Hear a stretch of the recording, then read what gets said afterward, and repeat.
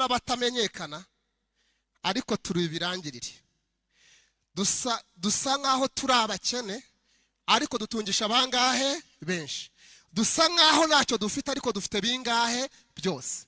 Bivuze ko umuntu ababwira ngo ntacyo ufite azaba ahinyuye icyo Bibiliya ivuga. Biri kuvuga ko ufite byose. Uri bumbwire ko nayobona mu buzima bwanjye ibiri mbwa ngo mfite byose nkaba nayobona mu buzima bwanjye. Uzumva utebona mu buzima bwawe amaboko abikuramo yitwa kwizera.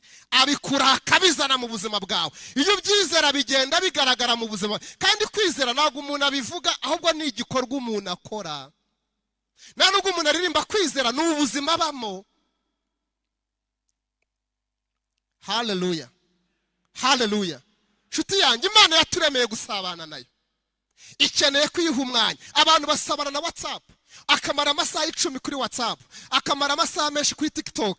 Akamara amasaha menshi kuri Twitter. Akamara amasaha menshi ku mbuga nkoranyambaga. Agasabana n'ibibazo n'agahinda ke. Agora afite agahinda igihe cyose. Ariko Imana yifuza ko musabana.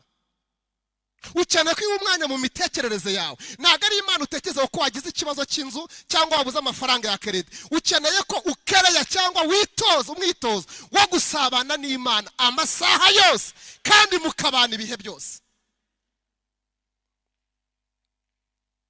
Aho umuntu atinza sanaho. Nushaka kumenya ngo urinde, wowe urinde. Uzafate ibyo wumva, ufate n'ibyo ureba nurangiza ubiteranye, ukore bihwanye, uzamenya uwo uriwe.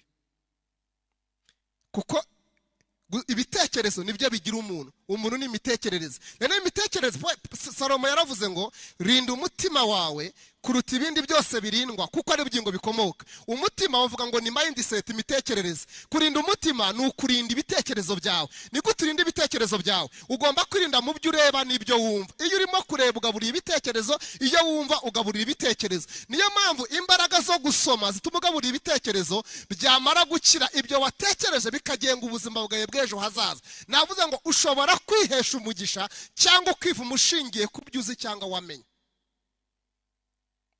Ni ibiki usabana nabyo mu buzima bwawe? Utinda heye? Inshuti ugira niziye? Ni bande mugendana? Ni bande mubana mu buzima bwawe?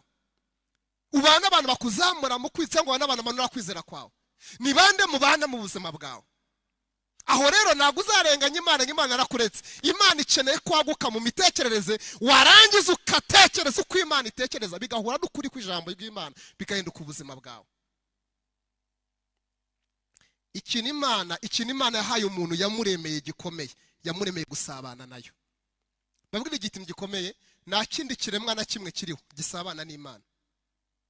Nta kiremwa kimwe gisabana, kiremwa cyitwa umuntu nicyo cyonyine gisabana n'Imana. Kandi cyo nkundira Imana ni Imana ibana natwe ibihe byose. Ibihe byose bayifuza ko twasabana. Mu gicuku cyane injoro yakumva, mu kaga yakumva, mu bukenera kumva no mu bukira kumva. Iminsi yose Imana ibiri ready kugira ngo musabane muvugane. Rero uko nguko usa bigaragaza aho utinda. Ukuvuga nuko ubuzima bwawe bigaragaza aho utinda. Icya gatanu ngiye gusorezaho ko twavuze ibindi ejo. Imana yaturemeye, nza kuza gutindaho cyane. Shuti yanjye, Imana yakuremeye kugukunda. Nta muntu uvuze ngo amen ubyumvisha basi. Impamvu Imana yakuremeye kugukunda. Ngewe ndabyumva kuko mfite amateka y'ubuhamya bwanjye. Imana yakuremeye kugukunda. Mu bintu Imana yakuremeye waremeye gukundwa. Imana yashatse ahantu heza ishobora gusuka urukundo rwayo. Irahategura isanga se mu bindi biremwe bye byose. Itegura ikiremwa cyitwa umuntu kugira ngo izasukeho urukundo rwayo kuri uwo muntu. Waremewe gukundwa. Ushobora kuba nta muntu ugukunda, abantu barakwanze, nta muntu ukwemera, abantu bakuvuga nabi. Bireke, hari umugabo waje mbere yuko wowe uza. Waremewe washira kugira ngo gukunde, we waremeye gukundwa. Ikibazo ntabwo waciye urukundo rw'Imana, urarurejeta, ntabwo urwemera, urabihakana. Ariko Imana yakuremeye kugukunda, igukunda mu kaga, igukunda ibihe byose. Yaravuze ngo n'umunyabyaha si imwanga, ahubwo yanga ibyaha akora. Nawe ategetswe kuza kwakira urukundo rw'Imana yagaragaje mu mwana wawe Kristo. Icyanditswe kivuga ngo iki? Havuze ngo uko Imana yakunze abari mu isi cyane, byatumye itanga umwana wayo w'ikinege kugira ngo umwizera wese yakire urwo rukundo abone ubuzima. Nabayeho ubuzima nagira abantu bankunda kuko nabambyaye baranyihakanye baranyanga, n'abansigaranye barahanyanga, bambwira ko nari umwana wabo. Nkurira mu kigo cy'imfubyi muri kwa Ruje Kacyiru, nkurira mu Ruferena, nkura nta rukundo nabonye. Ariko igitondo nahuye na Kristo nibwo numvishe urukundo rw'Imana mu buzima bwanjye. Waremeye gukundwa nshuti yanjye, waremeye gukundwa. Nubwo abantu bose bakuvaho bakakureka, waremeye gukundwa. Buri gitondo buri manywa Imana yifuza guha urukundo rwayo, kandi uwakunze ni ukunda cyane. Imana yakuremeye gukunda. Kutabimenya ukunda kwikundisha ku bantu, cyane cyane abakurusha ubushobozi, kugira ngo ukunde bagoye ku bintu. Nta muntu ugukunda barakubeshya, agukunda bitewe n'impamvu. Nigize gukora kuri radio imwe, nakoze kuri Fred imyaka 7, nari mfite abantu bankunda kuko nahakoraga. Cyane cyane amatsinda atandukanye y'abaririmbyi, kuko mbakinira indirimbo, kuko mbafasha mba promotinga, ugasanga rukora urukundo rwinshi. Ariko iyo havuye ubona ko batagukundaga. None uyu munsi hari ahandi ndi bagarutse, nicyo cyitwa umuntu nyine. Ariko Imana yakabyara. No muri koma, no mu kaga, no mu gihe muri koma abandi bose badahari, utabasha kuvuga, uba uryamye mu rukundo rw'Imana, uba wicaye mu rukundo rw'Imana. Dawidi yarabimenye muri Zaburi avuga amagambo akomeye, aravuga ngo Mana namenye amakuru meza. Yaravuze ngo ungose imbere ungose n'inyuma. Yaravuze ngo iyo nayo intambwe nkigira imbere nisanga ngiye mu rukundo rwawe. Nagiye ngasanga rero mu rukundo impande zose ngo siko n'urukundo. Ahita ngo ndagushimiye kumenya ibyo ni umugisha ukomeye, waremewe gukundwa. Nta kindi kiremwa Imana ikunda keretse umuntu. Niyo mpamvu ibyaremwe byose nawe bivuze bihora bifite amatsiko yawe, bihagaze ku mano birunguruka ngo umuntu azahishurwa geke. Ibyaremwe byose bifite amatsiko yo guhishurwa kwawe, waremeye gukundwa. Imana niba hari ubukene bukomeye ingana ku musozi, bukomeye cyane, bukomeye no kudashurirwa Yesu. Kibazo nari kutagira amafaranga, ntago ari ufite ibigeragezo byinshi kuko bisangiye n'abandi. Ikibazo ufite kimwe ni ukutamenya Yesu. Ariko ikindi cyabaza kurushaho ni ukuza kumuzi. Umuzi mu yeshusho, umuzi ku ruhe rwego, umuza guha igitenge n'akawunga, urimo kumusuzuguza akawunga n'igitenge, ukarebera Yesu muri iyo shusho mu kazi k'ukwezi. Kambaza icyo nakivuze ndiremera ari ku cyumweru. Yesu yaje ibintu bihari cyangwa ntago byari bihari? Aho nsoreza munsubize. Yesu yaje ibintu bihari cyangwa ntago byari bihari? Abantu barashakaga abandi ntibashake, yego cyangwa hoya? Abandi barabyara kandi ntibabyare, yego cyangwa hoya? Hari abari batunze n'abadatunze, yego cyangwa hoya? Niba yaraje ibintu bihari, ntago yazanye ibintu, yazanye ikiruta ibintu. Iyo umurebeye mu bintu urimo kumupfobya. Ubwinshi bw'ibyo utunze nibigaragaza ko wabonye Imana kurusha abandi, kuko ntago Imana ibonekera mu bintu. Ubukristo bwacu bushingiye ku bintu. N'ufite ibintu tumubwira ko yahiriwe yabonye Imana kurusha abandi. Ninde wagushutse? Kubona ibintu apana kubona Imana. Hari inzira wanyuramo ukabona ibintu utanasenga bigakunda, nabe kurusha badasenga. Ibintu ikimbabaza no matona amadini, ufite ibintu niwe uhabwa umwanya mu buyobozi kuko afite ibintu. Niwe wemerwa ku rusengero. Agakiza ntago ari ibintu. Uzuguru Paul yabwiye Abaroma, mungurikire gato ansoze. Paul yaravuze mu Baroma 18 mu mirongo y'amagati 7 cyangwa 9, yaravuze ngo kuko ibitaboneka byayo aribwo bumana bwayo. Ntago mubyumvishe. Yaravuze ngo ibitaboneka byayo nibwo bumana bwayo. Ntago Imana ibonekera mu bigaragara, isumba ibigaragara, ko Kristo yaje bigaragara bihari. Numura umugabo urimo kumupfobya, murebere mucyo yazanye gitabaga nawe. Uzi ikintu yazanye gitabaga naha, yazanye cyitwa ubuzima bw'Imana muri twe. Niyo dukunda abigisha batubwirira Imana nyine mu bintu. Twebwe ngo nta mavuta tugira, ngo twebwe turabasinziriza, ngo twigisha nabi. Niko benshi batekereza. Niyo mpamvu nawe uri ingaruka z'ukugaburirwa. umuntu agizwe kugira ngo umwana abeho akure neza, agomba kurya indyo yuzuye, ibirinda indwara, ibyubaka umubiri n'ibitera iki imbaraga. Iyo umwana yariye neza rero, dore ingaruka zihita ziva mu kurya neza. Iyo umwana yariye neza akabona intungamubiri yuzuye, mu ishuri aba umuhanga, ubwenge bwe burakora neza. Iyo yariye nabi aba umuswa, gufata biramugora. Icyaka umwana wariye neza agira imbaraga, amagufa arakomera. Ntabwo mba mukina umupira ngo wamukongo yitataka, aba amagufa y'abakomeye, aba yari intungamubiri zuzuye. Icya gatatu, umwana wariye neza ntabwo arwaragurika kuko afite intungamubiri mu mubiri. Iyo umuntu avutse agakizwa agomba kugaburirwa. Inuka afite ibirinda indwara, ibyubaka umubiri n'ibyutera imbaraga byo mu mwuka. Rero ubuzima ubayemo bugaragaza uko wariye. Ibaza umurokore utwaye Bibiliya usenga, uba mu itorero rimwe cyangwa irindi, uhura ngo uko afite ibibazo. Umurokore umeze gute? Ndaho ariko urebeye inyuma. Umurokore umeze gute? Ndaho ariko mfuye mpagaze. Ugasanga umukristo nta mahoro agira mu buzima bwe, agenda n'ubwoba, nta byishimo. Aza mu rusengero kugira ngo aruhuke akanya gato, ubundi yasohoka yagera kuri gate gato, akongera agahobera ibibazo bye n'ibigerageza, akongera akabijyana mu kazi, akabana nabyo, akazaga ku cyuma. Icyo ni ikinamico, ntabwo ari agakiza. Agakiza kaba mu rusengero no hanze. Kristo ufite ntabwo ari mu rusengero, dufite Kristo w'ubuzima bwacu, tubana w'amasaha yose. Niyo mpamvu nsoza ku iki kintu nakira umushumba agasenga. Niyo mpamvu hari abantu batweretse ko batugeza ku Mana kutwo twayigeraho. Muri Yohana 14 umurongo wa 20 haranditse ngo uwo munsi muzamenya ko ndi muri Data na Data akaba muri nge, namwe mukaba muri nge.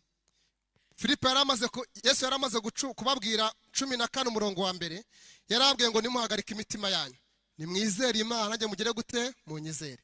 Kwa Data hari amazu menshi.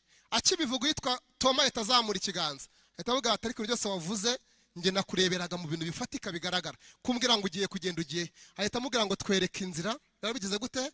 Bihagije. Undi aramubwira ngo Toma, imyaka tumaranye, imyaka umaze mu rusengero, imyaka tumaranye, ntabwo uzi ko ari nge nzira, ari nge kuri, ari nge bugingo. Akibivuga undi yitwa Filipo itazamura ikiganza, tavuga ati rero ngewe naguteza amatwi nitonze neza, naho wagurika nagukurikiye neza, twereke Data wa twese, birabihagije. Undi avuga ngo Filipo, imyaka tumaranye, ntabwo uzi ko iyo umuntu ambonye aba abonye Data. Arakomeza abaganiriza byinshi ku murongo wa 15 muri Yohana, ahita ababwira ngo nimunkunda muzitondera amategeko yanjye, nanjye nzasaba Data abaho ndimufasha kuba namwe ibihe byose. Arakomeza murongo nshaka cyane navuze, amaze kuvuga iby'umwuka wa n'icyo umwuka azakora, ahita avuga kwakira umwuka icyo bivuze, ngo numara kumwakira muzahita mumenya no makuru yuko ndi muri Data na Data akaba muri nge, ariko namwe mukaba muri nge.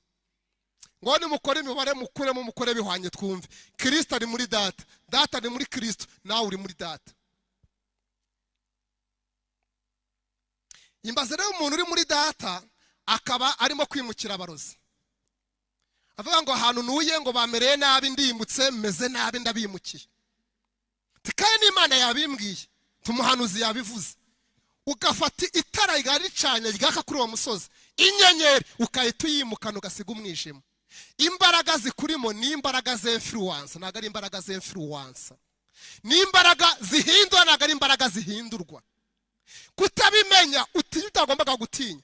Wowe ikikurimo cyuta cyane ikikuriho, wagombye kugera ku rwego ubyizera kandi uko ibyanditswe bivuga, warangizaho kugira ngo abarozi bakwimukire, wowe ukabimukira, kubera ko hari imbaraga zituye muri twebwe abizera.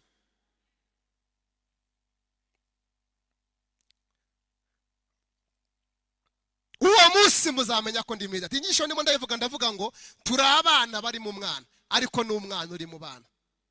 Imana yadushize muri Kristo, ariko na Kristo ari muri twebwe. Wahadutandukanya gute?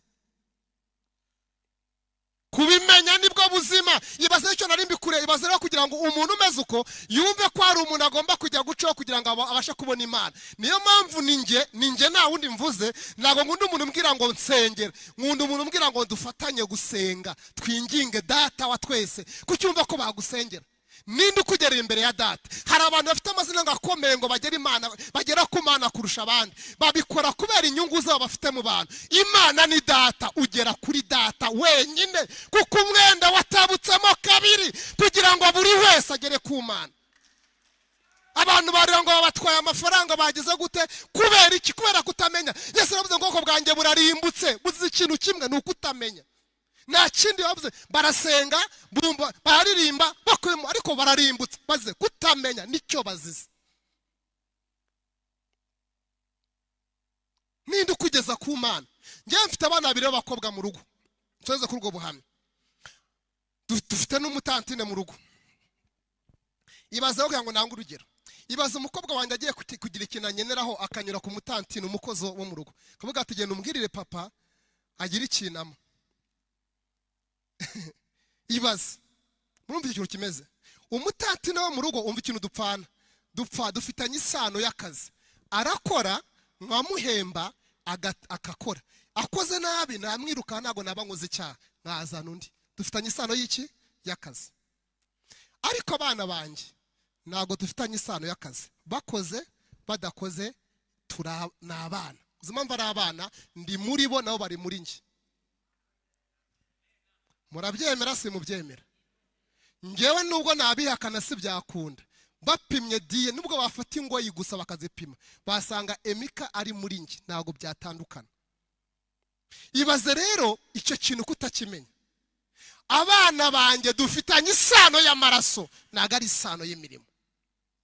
Nubwo wakwihakana uriya mwana, undavuga umuntu wabyaye akamwihakana, ukamwihakana, ntabwo bivuze ko atari uwawe. Mufitanye isano y'amaraso, kandi mu maraso niho harimo ubugingo. Uko utekereza niko agomba gutekereza. Hari ibintu muhuramo bigenda muri ayo maraso bigenga ubuzima bwawe. Nicyo Kristo yakoze. Turi abana bari mu mwana, ariko n'umwana uri mu bana, kuko Kristo yaraje yihuza natwe. Tuba abana bari muri we, nawe aba muri twebwe. Nzatura muri mwe, ngendere muri mwe, ngorare muri mwe, mumbere abahungu n'abakobwa. Kutamenya ayo makuru uwo rutinya abadayimoni. Imana yaturemeye kudukunda, nsoze, yaturemeye gusabana. Ukeneye kwiyemera kwiga rero. Ni ikintu ningamije kukubwira. Aho usengera, kora ubushakashatsi, soma ibitabo, va mu gahuge, icara usome, ntukabeshywe cyane. Byose Imana yarabigaragaje. Kandi umwuka wera yaravuze ngo azatwigisha mu kuri kose. Ahora abana naho ngo atwigishe, ahora ashaka kukwigisha. Kandi wo kwiyemera ngo urabizi, ukeneye kwiga. Tuhaguruke dusenga.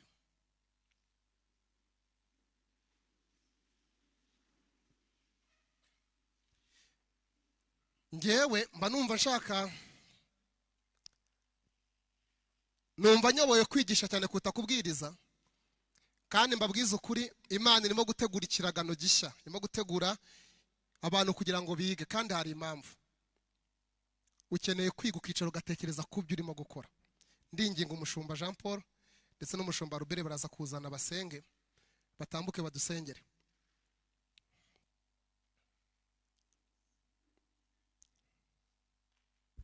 Dukomere Yesu amashi menshi cyane ijambo ryayo. Hanyuma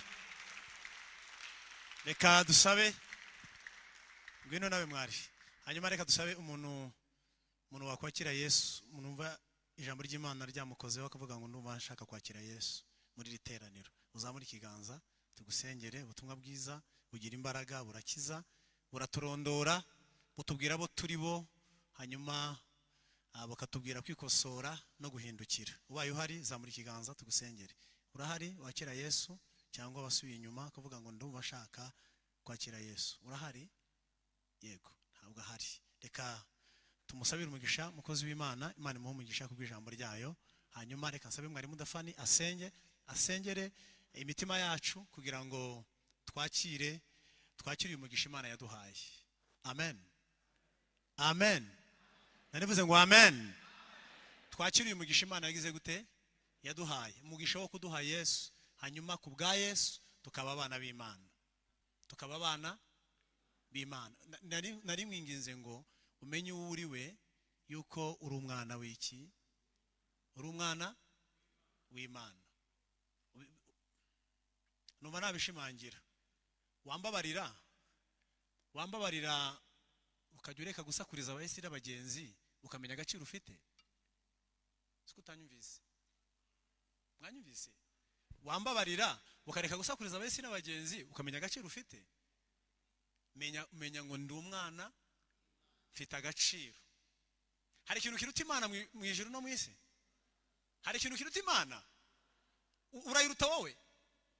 Hari ikindi kiyiruta? Hari umutegetsi, hari umunyabwenge wiruta mu ndebe hano? Hari umunyabwenge wiruta? Hari umutwaro wiruta? Hari umuntu ufite amafaranga menshi wiruta? Ntawe. Rero iri hejuru y'imbaraga, uri umwana w'Imana iruta byose. Urumva mu bantu babyawe n'abagore n'abagabo udakomeye, kuki Satani ahora gukubitira mu rusengero, akagukubitira no muri Matewusi, akagukubitira no muri komerciale? Unyine hari ukuntu tugiye gusohoka hano, umuntu ahita agenda nagera hara kuri kariya karyango afata umubabaro wiwe azamuke, tugera kuri gate hariya yongera afate n'intimba ye, none no yongera agire gute n'ibihombo byawe byose wongera ubyikorera uvuge ngo ndapfuye disi. Upfuye uri umwana w'Imana, menya agaciro ufite. Nanivuze ngo menya agaciro ufite, uri umwana w'iki? Wahomba utahomba, ariko uri umwana w'Imana. Ejo Imana iruta byose yabihindura mu kanya gato nk'ako guhombye.